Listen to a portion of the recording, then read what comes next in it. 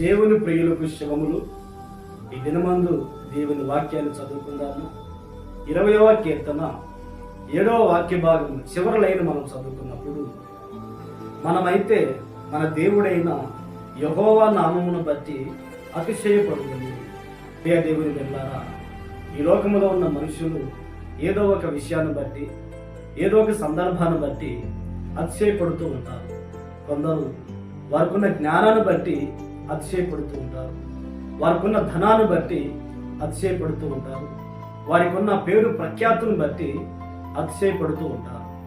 యేసుక్రీస్తును వెంబడిస్తున్న మనమైతే యేసుక్రీస్తు నామమును బట్టి అతిశయపడాలి.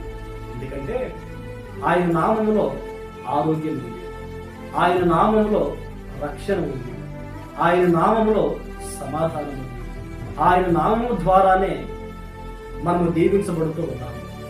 మనము నేటి వరకు కూడా సజీవులుగా ఉన్నాము అంటే కేవలము క్రీస్తు నామము ద్వారానే. ఆ నామము అన్ని నామముల కన్నా పైనామము. ఆ నామములో క్షమాపణ ఉన్నది. ఆ నామములో ఎన్నో దైవాశీర్వాదాలు ఉన్నాయి కనుక మన బ్రతుకు దినములన్నిట యేసుక్రీస్తు నామమునందే అతిశయపడుదుము గాక. ఆమేన్, ఆమేన్.